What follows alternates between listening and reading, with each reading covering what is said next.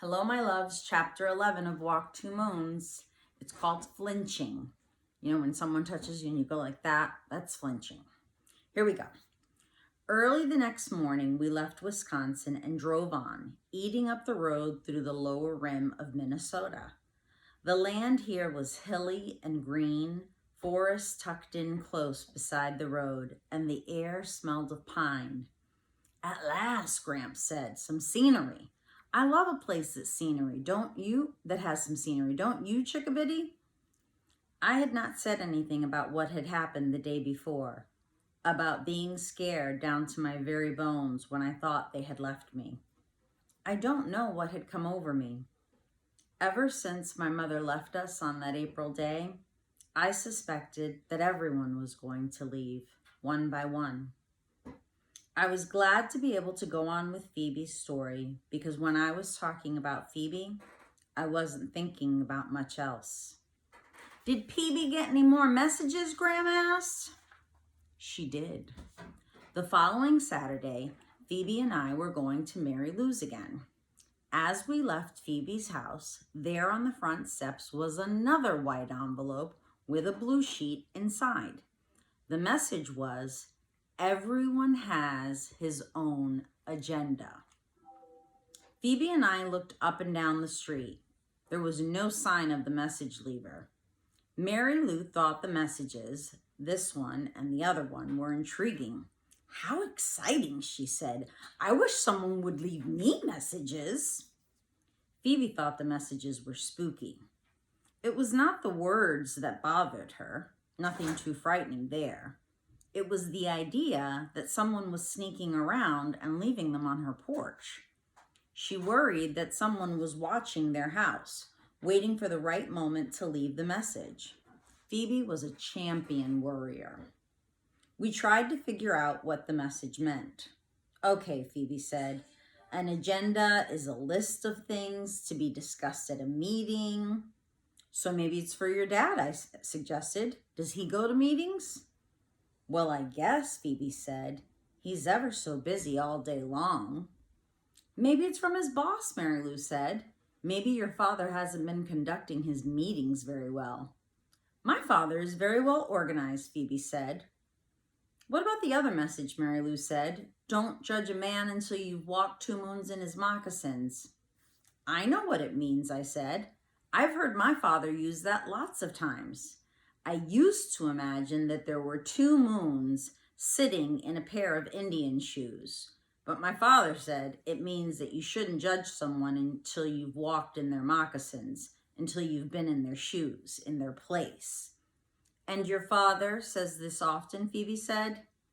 I know what you're thinking, I said, but my father isn't creeping around leaving those messages. It isn't his handwriting. When Ben came into Mary Lou's room, she asked him what he thought it meant. He took a sheet of paper from her desk and quickly drew a cartoon. It was a little spooky because what he drew was identical to what I used to imagine. He drew a pair of Indian moccasins with 2 moons in them. Maybe, Mary Lou said to Phoebe, your father is being too quick to judge people at work. He needs to walk in their moccasins first. My father does not judge people too quickly, Phoebe said. You don't have to get defensive, Ben said. I'm not getting defensive. I'm just telling you that my father does not judge too quickly. Later, we went to the drugstore. I thought it was going to be only me and Phoebe and Mary Lou going, but by the time we left the house, we had accumulated Tommy and Dougie as well. And then at the last minute, Ben said he was coming too. I don't know how you can stand it, Phoebe said to Mary Lou. Stand what? Phoebe pointed to Tommy and Dougie, who were running around like wound-up toys, making airplane noises and train noises and zooming in between us and then running up ahead and falling over each other and crying and then leaping back up again and socking each other and chasing after bumblebees. I'm used to it, Mary Lou said. My brothers are always doing beef brain things. Ben walked right behind me all the way, which kind of made me nervous. I kept turning around to see what he was doing there, but he was just strolling along smiling.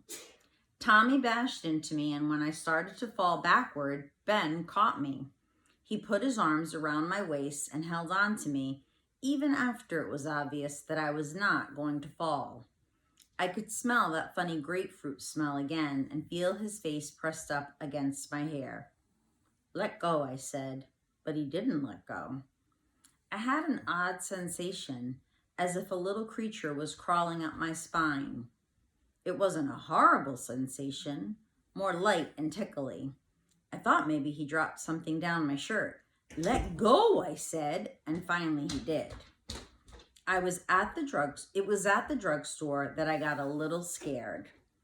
Maybe I had been listening to Phoebe's tales of lunatics and axe murderers too much. Phoebe and I were looking at the magazines when I felt as if someone was watching us. I looked over to where Ben was standing, but he and Mary Lou were busy rummaging around in the chocolate bars. The feeling did not go away. I turned the other way around, and there, on the far side of the store, was the nervous young man who had come to Phoebe's house. He was at the cash register paying for something, but he was staring at us while he was handing his money to the clerk. I nudged Phoebe. "Oh no," she said. "The lunatic." Phoebe hustled over to Ben and Mary Lou. "Look, quick, it's the lunatic." "Where?" "At the cash register." "There's nobody there," Mary Lou said. "Honest, he was there," Phoebe said. "I swear he was. Ask Sal." "He was there," I said. Later, when we had left Mary Lou and were on our way to Phoebe's house, we heard someone running up behind us. Phoebe thought we were doomed. "If we get our heads bashed in and that lunatic leaves us here on the sidewalk," she said. I felt a hand on my shoulder and I opened my mouth to scream, but nothing came out. My brain was saying, "Scream, scream," but my voice was completely shut off. It was Ben. He said, "Did I scare you?" "That wasn't very funny," said Phoebe. "I will come with you," he said, "just in case there are any lunatics around." He had difficulty saying lunatic. On the way to Phoebe's house, Ben said some odd things. First, he said, "Maybe you shouldn't call him a lunatic." "And why not?" Phoebe said. "Because a lunatic it sounds like, oh, never mind." He would not explain, and he seemed embarrassed to have mentioned this in the first place. Then he said to me, "Don't people touch each other at your house?" "What's that supposed to mean?" "I just wondered," he said. "You flinch every time someone touches you." "I do not." "You do." He touched my arm. I have to admit, my instinct was to flinch, but I caught myself. I pretended not to notice that his hand was resting there on my arm. That creature tickling my spine was back. He said, like a doctor examining a patient. He removed his hand. "Where's your mother?" I had not mentioned my mother to anyone, not even Phoebe, except for the one time Phoebe had asked about her, and I had only said that she didn't live with us. Ben said, "I saw your father once, but I've never seen your mother. Where is she?" "She's in Lewiston, Idaho." "What's she doing there?" Ben said. I don't really feel like saying.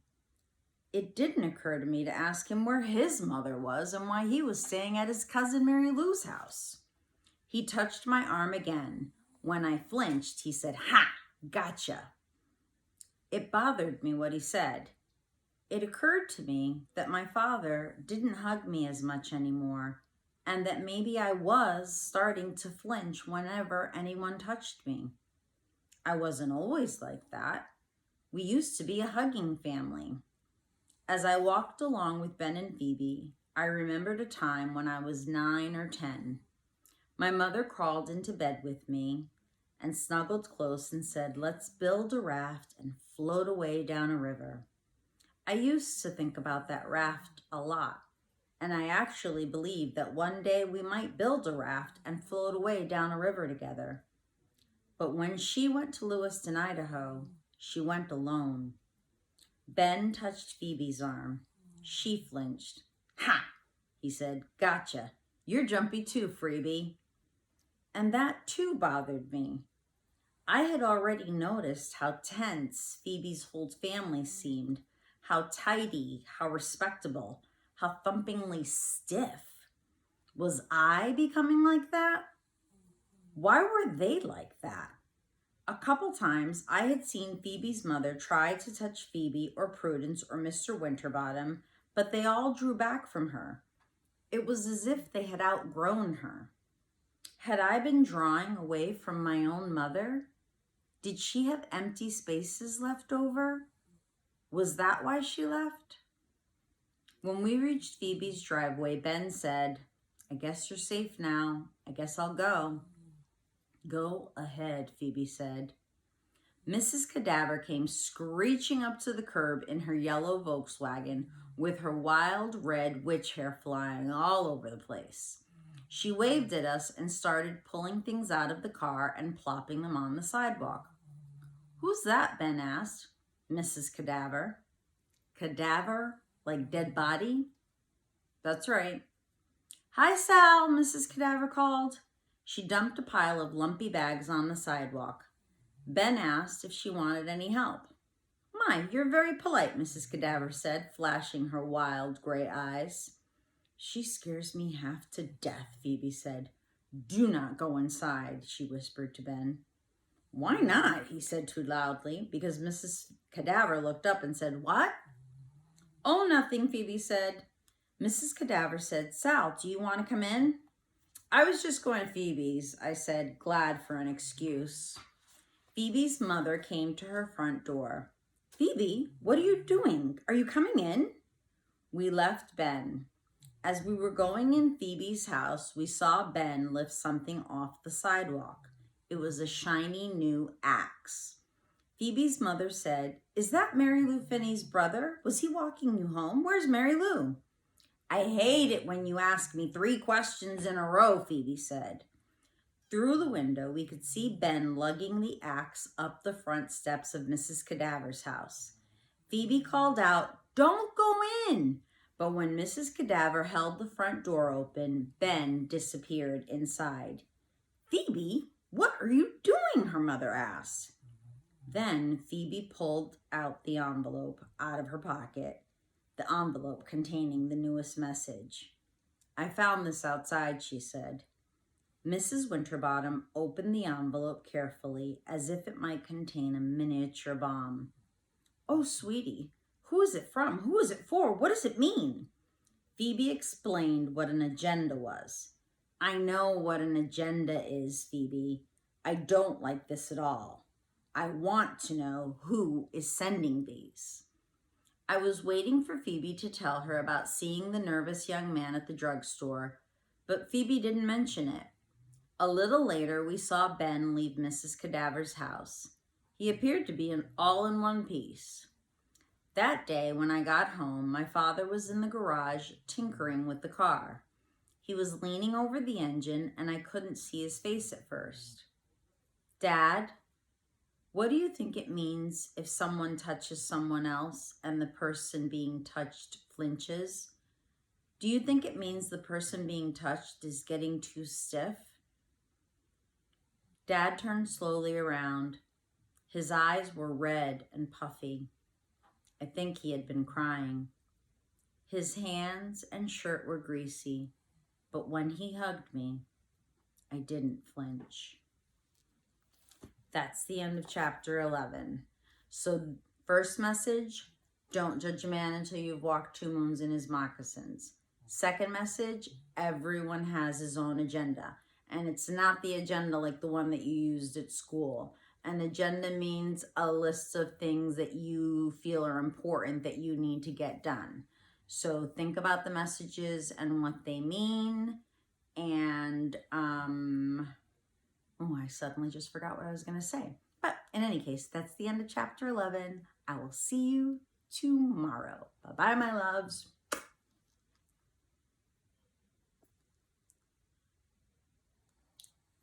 I'm using the remote, but it's not working.